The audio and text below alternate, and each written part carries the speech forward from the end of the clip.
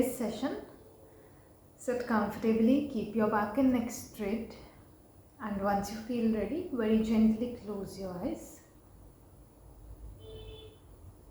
Just start observing the natural flow of your breathing. Become aware of each and every breath as it enters your system and as it exits your body. Don't make any changes, simply observe the breath coming in and moving out.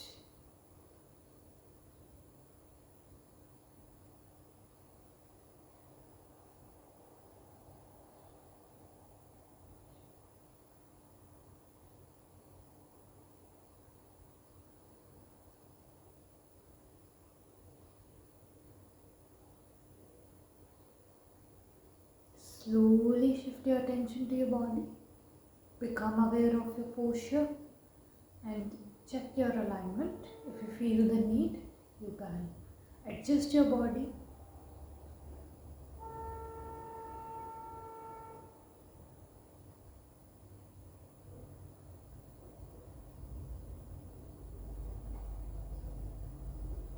And now gently come back to your breathing. Begin to deepen the breath. Slow, long and deep inhalations. Slow, long and deep exhalations.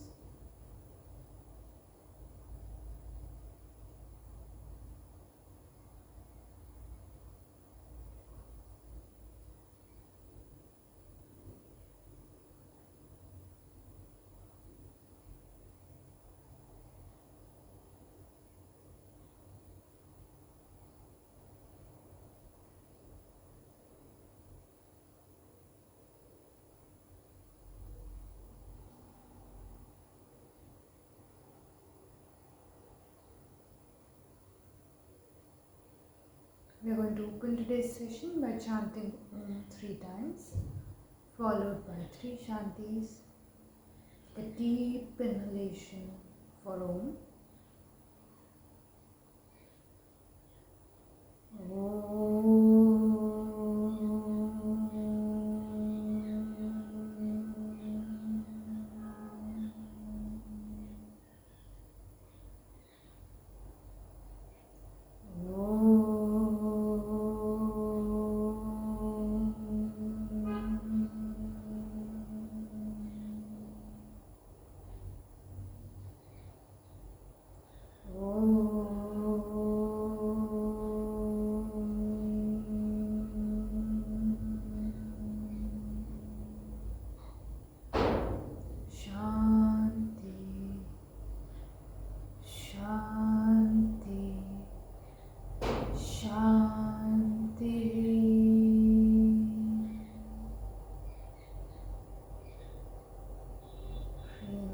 Vibrations, feel the sensations.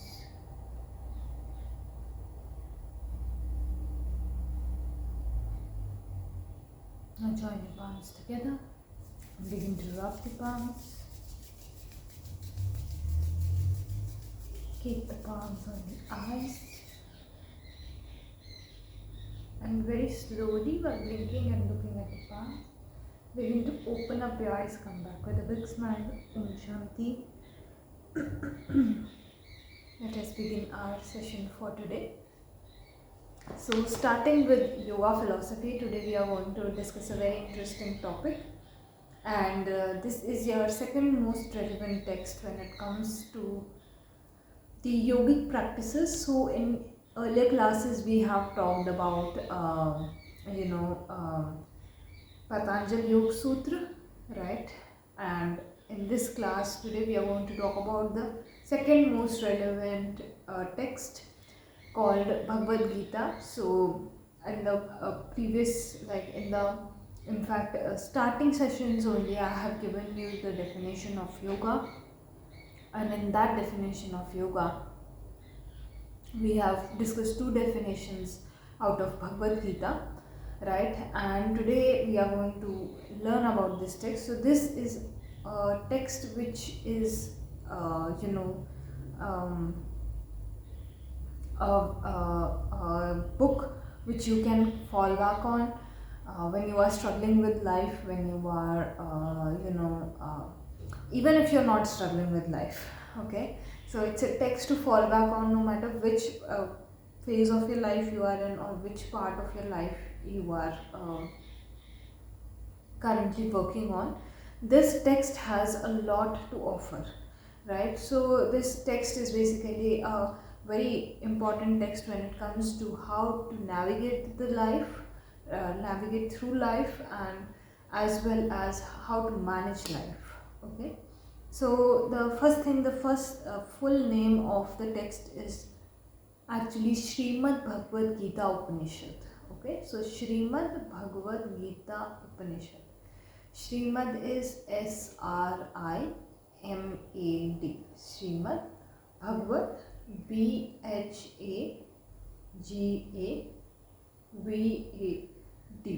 Bhagavad Gita Gita, Gita, and Upanishad Upanisad, Upanishad. Okay, Srimad Bhagavad Gita Upanishad. So Gita, this term Gita, it means Geet. Geet in Hindi, it means singing, right? So this is like the divine knowledge, right, or the ultimate reality which is sung by Lord Krishna, or the superior, the most superior being, you can say, or superior, or you can say God, in fact, right? So this is a text which is giving you the ultimate reality. Okay, so this is what the meaning. This is the meaning of the name itself, right? Then this text, it is divided into 18 chapters, and it has total 700 verses. Okay, known as shlokas. So shlokas in the class of Patanjali, I told you that those are sutras, coded language, but shlokas are very easy language. So now I will start giving you reasons why you should read Bhagavad Gita. The first thing is that it is in easier language. It is more easily available. The translations are more easily available, right? Then it has been divided in 18 chapters. So each and every chapter is talking about one form of yoga. So you get a glimpse into 18 different ways in which you can practice yoga, right?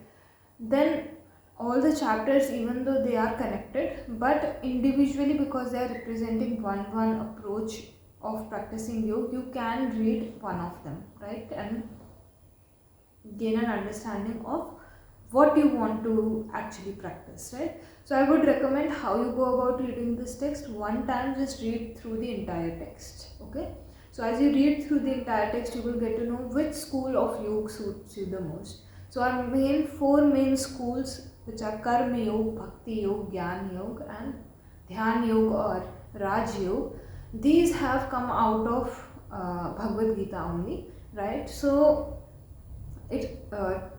and these we will also discuss in the upcoming classes, but like this there are 14 other more forms, right?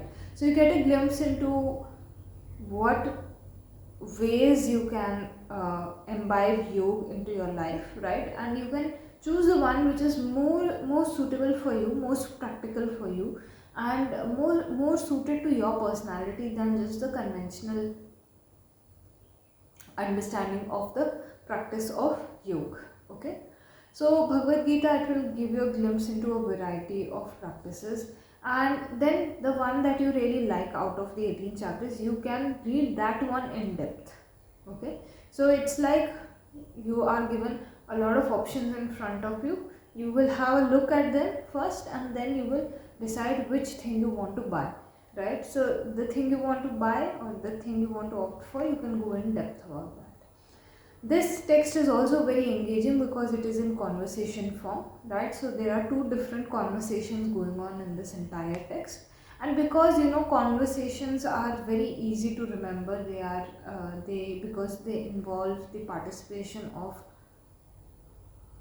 everybody who is included, we end up remembering some conversations a lot, right? So in that same way, rather than just reading a theory book, I would like to read that book and have a discussion with someone that will help me retain better, right? So when you read Bhagavad Gita, again, because it is in conversation format, because constantly questions are being asked and then they are being answered, it engages you more, it engages the mind more, and it also helps you to retain the information better, right?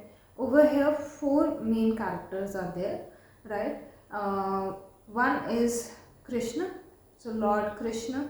Then we have Arjun, then we have Dhritarashtra, and we have Sanjay. So there are four people in total, okay? And I will tell you the story of Bhagavad Gita, so you will be able to understand why this conversation is going on, right? So Dhritarashtra and Sanjay are having a conversation. The latter two names that I took, they are having a conversation, and within their conversation, they have covered the conversation of Arjun and Krishna. Right, so Arjuna and Krishna are also having a conversation, but because like you and I, we are discussing the conversation that somebody had, right? So we are discussing their conversation, right? So it is a conversation within a conversation, and Arjun over here is representing the lower mind or the senses which have a tendency to run away, or the lower mind, the lower mind is just concerned about the survival, the basic necessities being fulfilled. Right, when we are in the lower mind, we also see a lot of impurities of the mind surface up. We get angry, sad, jealous, right? And then there is a higher perception of the mind, right? So Lord Krishna, he represents that higher perception, right, which knows that despite having the anger, what is the correct decision to make, or it's also representing the intellect, right? So the higher perception of the mind, the intellect, the part of your being which knows what is right and wrong, right, despite the situation, right? So that is represented by Lord Krishna, right? Hence, when you draw these analogies, these metaphors, and it is the text is given as a combination of metaphors and similes, you are able to relate it more to your life, right? So Bhagavad Gita, I would say you should read once in your life. Don't consider it to be any just restrict yourself by thinking that it is a Hindu text, right? No. All the traditions in this world have their own texts, and all of those texts have certain things in common, right? So you will find a lot of things which might be connected to your tradition in Bhagavad Gita as well, right? And if you can gain something out of it, if you can implement something out of Bhagavad Gita into your life, for you, it will drastically change your life, right? So it doesn't matter what tradition or what background the text is having, as long as you are able to get in touch with ultimate reality, you will see the difference, right? So many things have been talked of in Bhagavad Gita which can easily be infused into our lives, and once you infuse those things into your life, you will see your life change, right? So just merely rejecting a particular text on the basis of certain labels, I would highly recommend you don't do that. Just take whatever you want to take and leave behind what you don't want to leave, what you don't want to take. Okay. So coming back, so let me tell you the story of Bhagavad Gita. So Bhagavad Gita is one portion of a big epic called Mahabharata. Okay, Mahabharata, Mahabharat. Okay, Mahabharata. This is an epic. If you Google search it, you will find it easily, right? So Mahabharata is a very, very big text, and out of that, one small portion of that text, it got a lot of highlight, and especially in the time of Shankaracharya, because he is considered to be the compiler of this text, right? So especially at that point of time, it gained a lot of limelight, and this out of the entire epic, this one portion became very famous. Okay, so let's come to the story of Mahabharata, because we will only be able to understand what is happening in Bhagavad Gita if we know what is going on in Mahabharata, right? Because it's a part, and after like a lot of story is done, then Bhagavad Gita comes in, right? So there were two brothers. Once upon a time, there were two brothers. You don't have to get concerned with the names. Dhritarashtra and Pandu. Okay, so these were two brothers, and Pandu had 5 sons, and they were named the Pandavas. And Dhritarashtra, he had 101 children, out of which he had 100 sons and 1 daughter. Right, so 100 sons together, they were known as Kauravas. Right, so when this thing happened, right, so Pandu, he died at a very young age. So when the Pandavas were very very little, he had already died, and being the brother of their father, the father being the brother of their father, Dhritarashtra decided that he is going to upbring the sons of his brother like he would upbring his own children, right? So the Pandavas and Kauravas, they grew up together, right? So they lived together, they grew up together, and they got the same education, they got everything which was at the similar level, because at the end of the day both of them were the sons of or children of the kings, right? So Pandavas, sometimes some people just have a general knack for something. So in that same case, Pandavas in general were more intellectual, more like they would take in more philosophy as well, and they were very good at all the other tasks as well, like archery. At that point of time, archery was a very important skill that was required, right? So Pandavas in general were very very good at all of these skills, and even in their understanding of the theoretical things.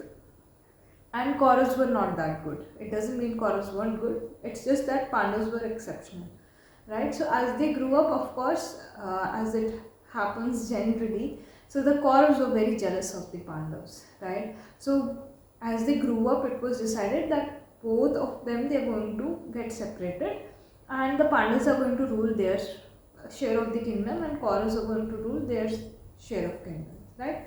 But the Kauravas weren't satisfied with this. They were very very jealous still, and one person who was, like you can say, the chief of the Kauravas,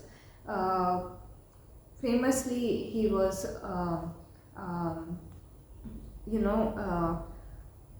he was just the highest person, right, in their entire, out of the 100, right, Duryodhan, right? So Duryodhan was very very jealous. Okay, so what he decided that he is going to call one of the Pandavas for a game of dice. So in ancient times, of course, gambling and everything, again, it was very common, right? So Duryodhan, he called one of the Pandavas to his kingdom, and by cheating him in a game of dice, he eventually won everything from the Pandavas, right? And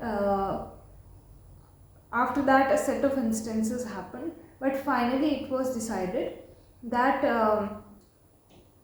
as a punishment, the Pandavas will go into 13 years of exile. Okay, so initially all the kingdom, everything was lost, but then they came to a common agreement, you can say, where it was decided for 13 years the Pandavas are going to go into exile, right? And once they complete the 13 years, they can come back, get their kingdom back, right? So when this deal was cut, there was a special condition. For first 12 years, the Pandavas had to live in exile in the forest, right? And they had to, of course, do their everyday activities, all of these things, right? But the last 1 year, a special condition was put that they had to go incognito, right? So they should not be discovered by anyone, right? If they get discovered in that 1 year by anybody, then their entire 12 years of exile would get nullified. Okay, so somehow throughout those 12 years and then plus 1 year, the Pandavas were able to fulfill all the conditions. And in between this, there are multiple stories again where the Kauravas, they tried to distract or make sure that their exile could not be completed. But somehow, as the time passed, like navigating from one obstacle to the other, the Pandavas had completed their 13 years of exile, right? So after they came back from the 13 years of exile, they asked Duryodhan for their rightful share in the kingdom, okay? And for those 13 years, Duryodhan was ruling the entire kingdom, which like his kingdom and then the kingdom of the Pandavas as well, right? So at that point of time, Duryodhan, said that I will not even give you the space equivalent to the tip of a needle, right? That is how much he was like in high ego, that he wasn't ready to share anything, right, out of the kingdom, right? So at that point of time, after multiple discussions, it was decided that there had to be a war, right? They had to fight their own family, the Pandavas. Why? Because there was no way in which they would get their kingdom back, okay? So after this decision was made, both Arjun and Duryodhan, so Arjun was one of the Pandavas, one of the 5 Pandavas. Arjun and Duryodhan, both of them went together to a place called Dwarka, right? Dwarka was the place where Lord Krishna, he was the king at that point of time, okay? So both of them went to Lord Krishna, and Arjun had always been a very big devotee of Krishna, right? So as soon as he entered, he took the place at the feet of Lord Krishna, right? And if you look at the photos in ancient times, so the king used to sit in the center, and then there used to be you can say sofas or places to sit on both sides, right? So the closer you sat to the king, the more important you were to that king, right? So high people who were placed at a higher position in the ministry, they used to sit close to the king, and then as the seats moved away, the less relevant your position was, right, in the kingdom. So Duryodhan, because he was himself a king, he went and he sat at the place which was closest to Lord Krishna, and he sat comfortably above on the sofa only, right? So Lord Krishna at that point of time, he was meditating. So as soon as he opened his eyes, by default he saw Arjun first, okay? And then he saw Duryodhan. If something is directly in front of me, of course when I open my eyes, I will see that thing, and then I will see something which is on the side. So as soon as he opened his eyes, he saw Lord Arjun, and then he saw Duryodhan, right? And because of this reason, he gave Arjun the first chance to choose. So they discussed this matter with Lord Krishna, and Krishna said, see, I am not going to participate in this, but I have 2 offers for you. You can pick either one of them, and the second one will go to the other one. And Arjun got the first choice because he was seen first. So Krishna, he offered either his army. So his army was the strongest army at that point of time. If you had his army on your side, means there is no way in which you will lose, right? So he offered his army, and then the second offer he made, he said that I will stand on your side, but I will not pick up even one weapon, right? I will not attack at any time. I will ride the chariot. So in ancient times again, people used to go around in chariots. So he said that I will drive the chariot, but I will not pick up any weapon. I will not participate in the war in any violent way, right? So because Arjun was such a big devotee, he chose Lord Krishna to be on his side without any weapons, right? And he requested Lord Krishna to ride his chariot, okay? Then Duryodhan was already very happy because his first choice would have been the army only, right? So this matter was settled over here, right? Both of them went back, and a common date, timing, everything was set for the war, right? Then in between this time, when they had visited Lord Krishna and before the war, Lord Krishna himself went to Hastinapur. It is a place in Uttar Pradesh, okay, in current times, and this is where Duryodhan was at that point of time. So Lord Krishna himself went to Duryodhan in Hastinapur in order to request him to share the kingdom with the Pandavas so that the war could be avoided. Lord Krishna already knew that this war was going to be very, very destructive in its nature, right? And he knew the level of harm or damage that would be caused when this entire war would take place. So he went as a request, like just in an attempt to request Duryodhan to call off the war and just give 5 cities to the Pandavas, right? So when he made this offer, this negotiation, Duryodhan said no, okay? And then Krishna ji, he negotiated further and he said that, okay, if you cannot give us 5 cities, then give us 5 districts. Then even then Duryodhan said no. Then he said that, okay, give us 5 villages. Or finally he came down to the point where he said that give us only 5 houses, we will just eat, live, the Pandavas will just eat, they will have their kingdom to rule upon, right, and they will lead their lives. To which also Duryodhan said no. So at this point of time, Duryodhan had understood that Krishna being on the other side will be a very big obstacle. So when this negotiation, there was no result of this negotiation, Krishna ji began to walk out thinking that the war is inevitable now. And at that point of time, Duryodhan, because of being in such high ego, he makes an attempt to capture Lord Krishna, right? And at this point of time, Lord Krishna, he shows his real, you can say, roop. What I'm looking for the correct word for it. Okay, so he shows his,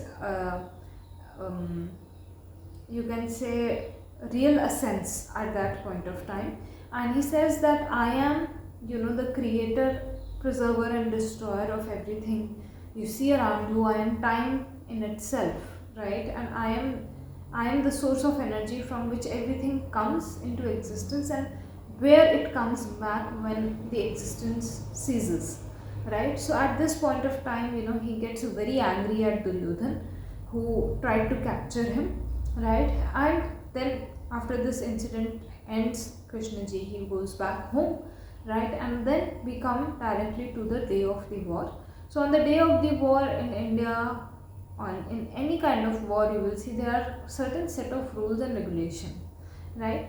So both the armies had come up on either side. There was a line in between, right? And there is a particular area. So in ancient times,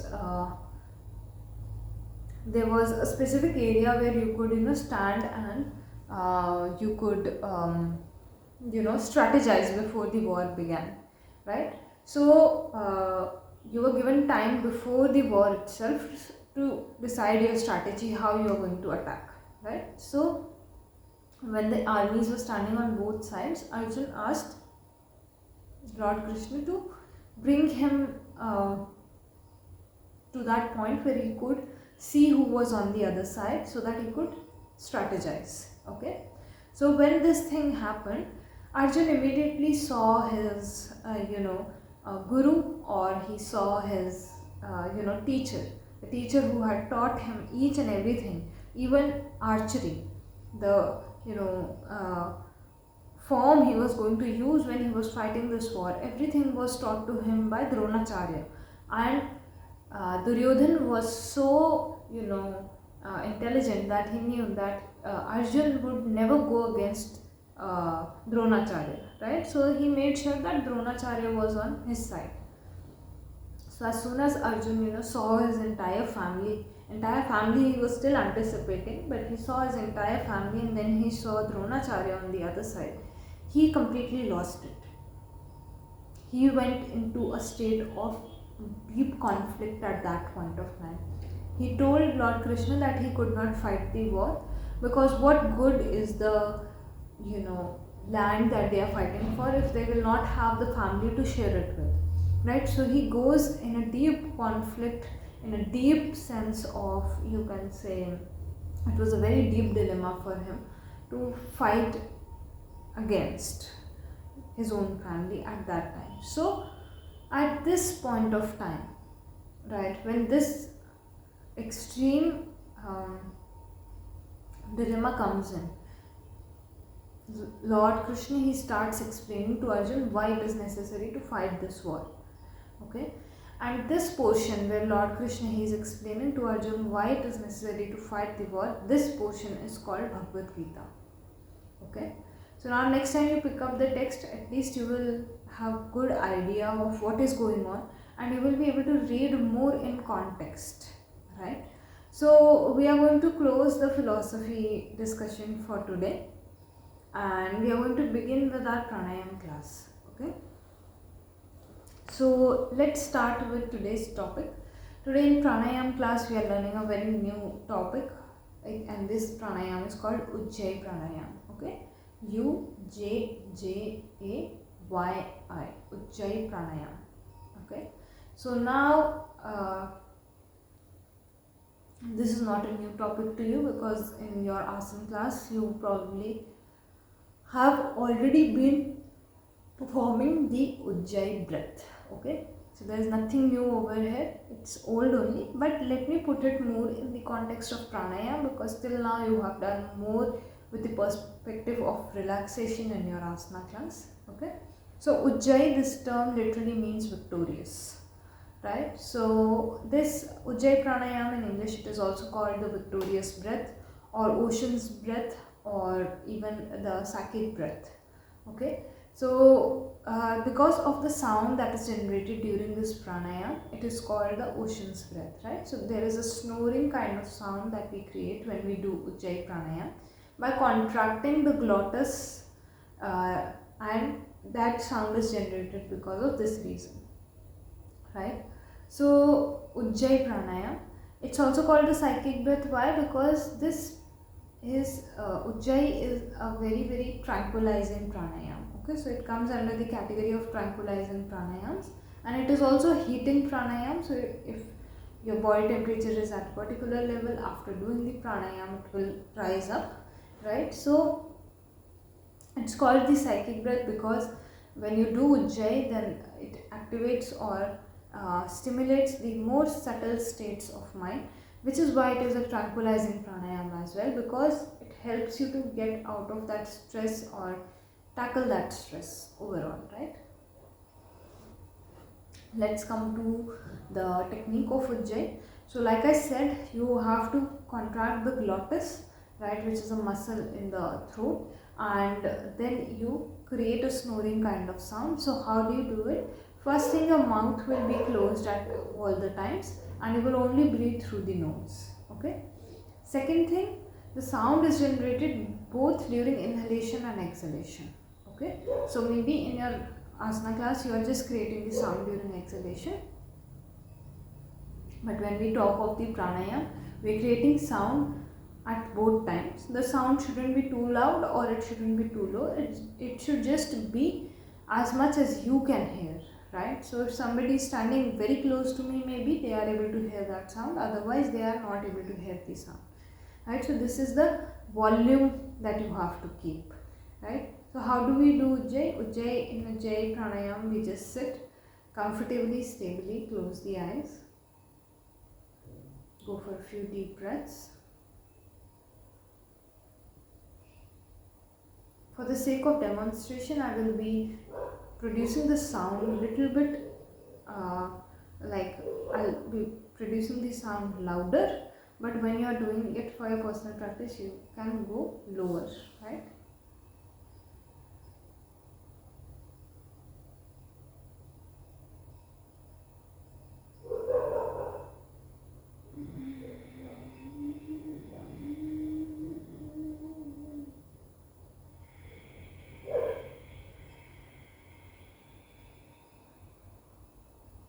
Right, so I'm breathing through the nose, but there is proper contraction of the throat. By looking at the throat of another person, you will get to know if they are practicing Ujjayi or not, right? So as you could see, I have created the sound at the beginning and at the end, both times, inhalation, exhalation, the sound remains. Even though for pranayam, of course, it is better if you are in a sitting position only. Ujjayi is one exception where you can do this pranayam no matter what position your body is in. right? So you could do this while walking, you could do this while laying down. And in fact, it is said that Ujjayi is the type of breathing which eventually gets stimulated or starts happening on its own when you go into deeper states of meditation. Okay, so let's look at how long we should practice. So anywhere between 10 to 20 minutes of practice is good. Ujjayi is one of those pranayams which has very little contraindications or very little targeted people who cannot go for this practice. Apart from that, everybody can practice Ujjayi, right? So who cannot practice Ujjayi? Let's discuss that. Anybody who is having a very introverted nature, Ujjayi is not very helpful, right? So it is a practice, like I said, during meditation, Ujjayi breathing starts on its own, right? So somebody who is already very introverted, you don't want to increase that thing, right? Then don't introduce Ujjayi to them. Apart from that, everybody can practice Ujjayi. Only people who have heart disease, they should be careful during the practice of retention in Ujjayi pranayama, right? So first thing is that introverted people, or if somebody is going too much into introversion, they should not do Ujjayi. Second thing, if there is in case of retention, heart patients shouldn't go for this practice. Okay, rest everybody can go for this practice. Ujjayi pranayama has multiple benefits. Okay, overall Ujjayi is a tranquilizing and heating pranayama, as I have mentioned before. This leads to very relaxative states of mind. So if you are one who struggles with stress a lot, who struggles with anxiety a lot, in fact people who even suffer from insomnia, for them this practice has done wonders. Generally, when people are unable to sleep, if they practice Ujjayi for a while, in fact you can do Ujjayi while lying down only, right? So because there is no postural restriction also, you can lie down, practice Ujjayi, and you will not know when you fell asleep, right? So practicing Ujjayi for people who have insomnia, anxiety, any kind of stress, right, it's very beneficial. Again, Ujjayi has a heating impact on the body. Of course, it will help you to enhance your digestion. It will help you to soothe the nervous system. It will also, because you are contracting the throat. So patients who have hyper or hypothyroid, it doesn't matter which spectrum of thyroid you are in, or even if you have normal thyroid levels, right? Practice of Ujjayi, it's going to keep the thyroid level under check and in balance, right? So keep practicing Ujjayi, right? It is very important because your entire metabolism is governed by the practice of governed by the production of thyroid, right? Then like I said, insomnia patients, somebody who is having too much emotional burden, load, right, they benefit a lot from the practice of Ujjayi, right? And because there are no postural restrictions, again, you can introduce many more variations of sitting, laying down, standing, depending on what kind of group you are targeting for the practice, right? So let's just for once see the impact of Ujjayi, right? Rather than me telling you the benefits, let's just practice for a while and see the benefits show up in through our experience only. So come up on your mat, sit comfortably, keep your back and neck straight, very gently close the eyes.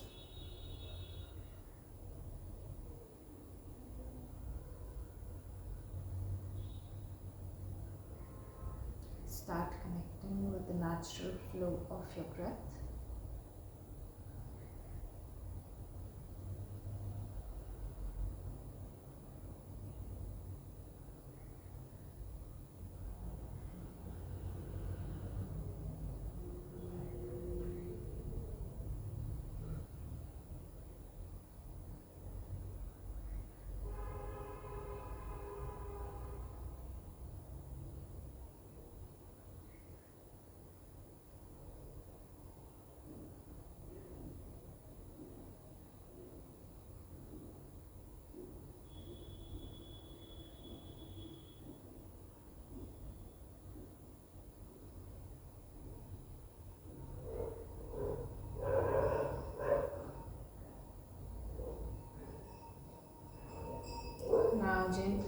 attention to your body. Just make sure you are sitting comfortably and try to keep whatever posture you have chosen stable.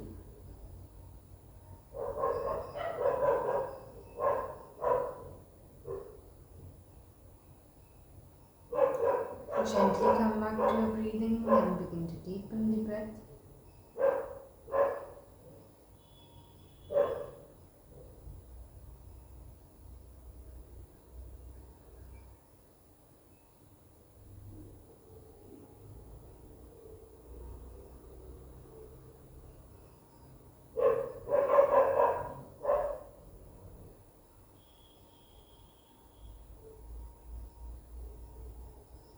We are going to begin with the practice of abdominal breathing. So exhale fully, contract your abdomen properly. And we will begin with the first round. As you begin to inhale, expand your abdomen. Feel the abdomen rise.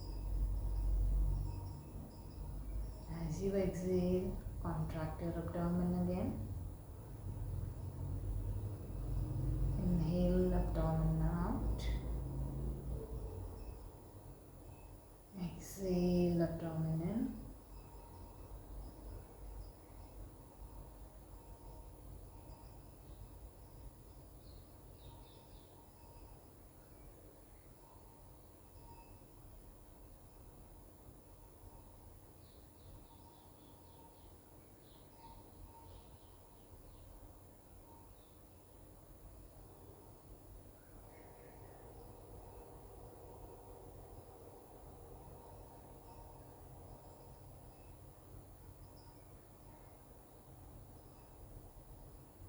Continue your practice.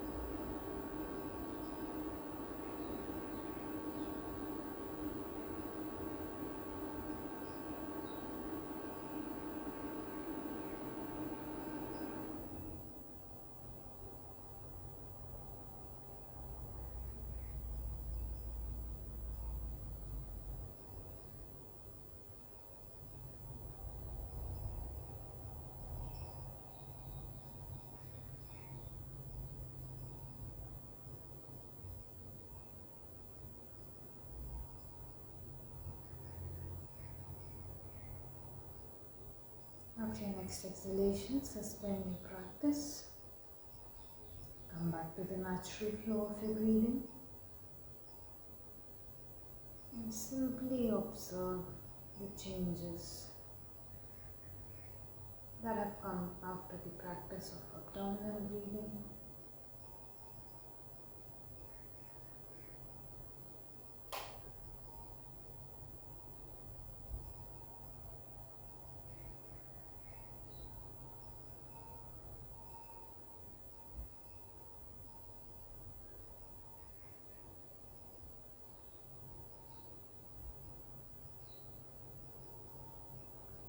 Now prepare yourself for the next practice. We are going to go for a few rounds of Anulom Vilom.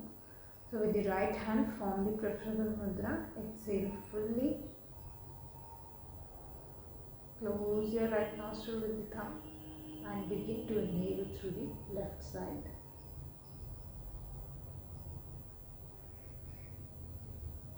After inhale fully, close the left nostril, open the right nostril and exhale.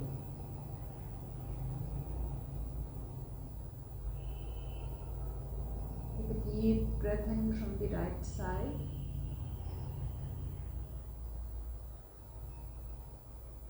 And once you inhale fully, close the right nostril, open the left nostril and go into exhalation. This is one round. Go for a few more rounds.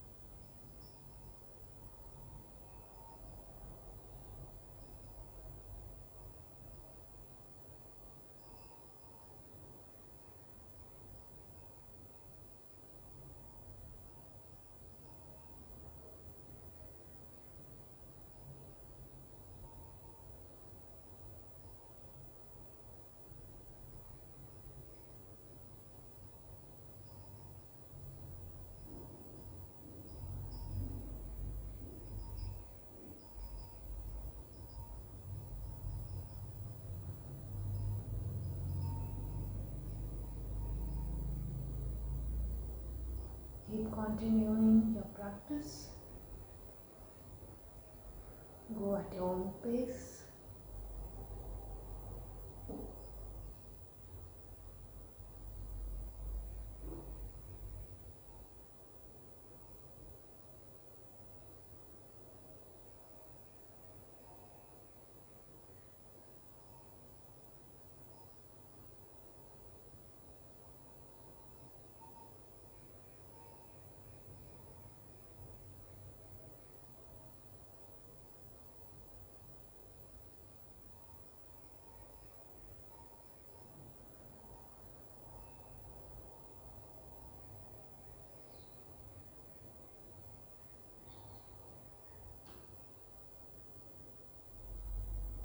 At your next exhalation, completing the round from the left side,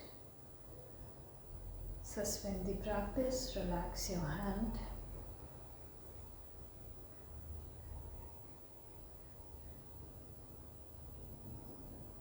Keep the back and neck straight and simply observe the changes after Anulom-Vilom, the sense of calmness, peace and balance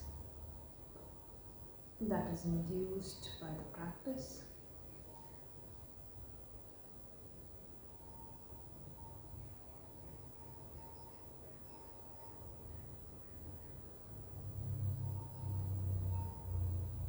Keeping the back and neck straight, prepare yourself for our main practice for today, which is Ujjayi Pranayama. Keep the back neck straight, hands are relaxed.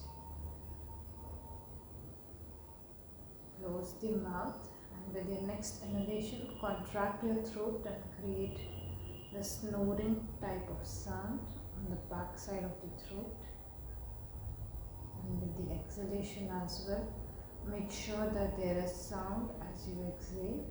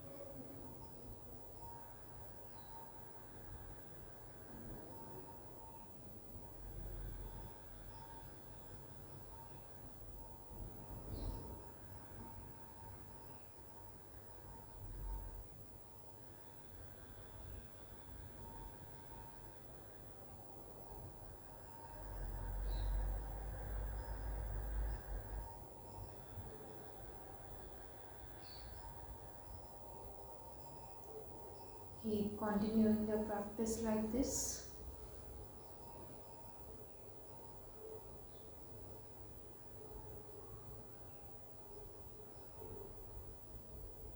Try to deepen each and every breath as you inhale, as you exhale, and try to keep the time given to each inhalation and each exhalation equal.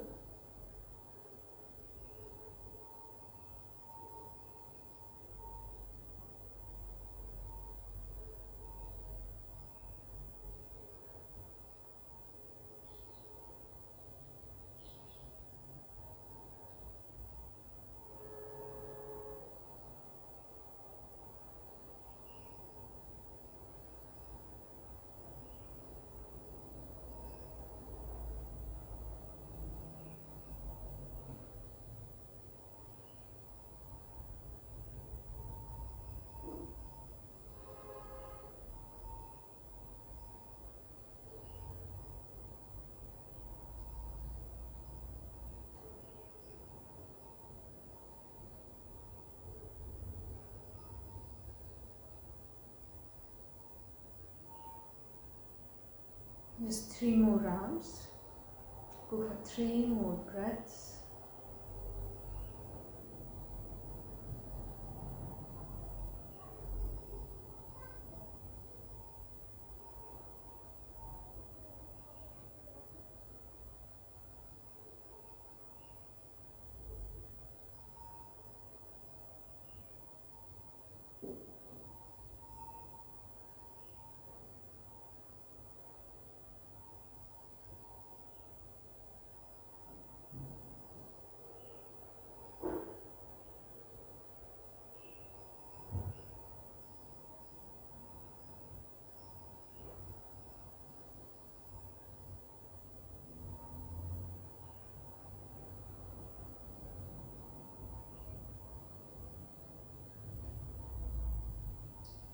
Keeping your back and neck straight, just observe the changes after Ujjayi Pranayama.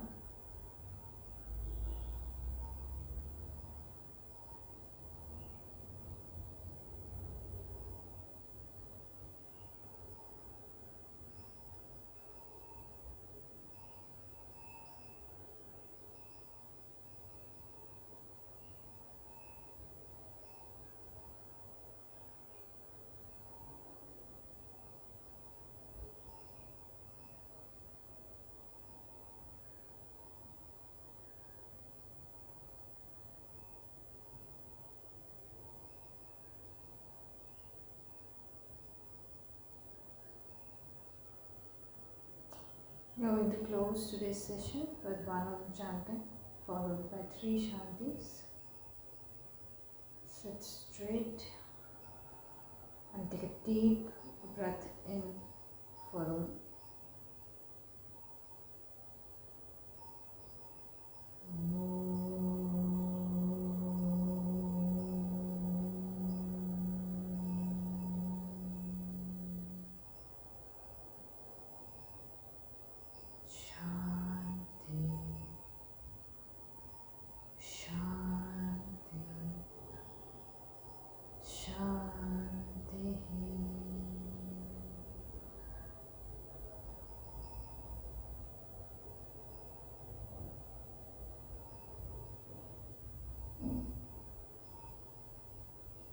Bring the palms together and gently bow down.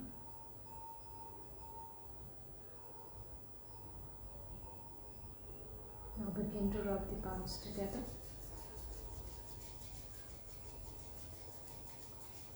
Place the palms on the eyes. We'll do this 2 more times. Rub the palms together. Keep them on the eyes. One last time. Rub the palms together. Keep them on your eyes. Very slowly while blinking and looking at the palms. Open up your eyes. Come back with a big smile. Om Shanti. Namaste to everyone.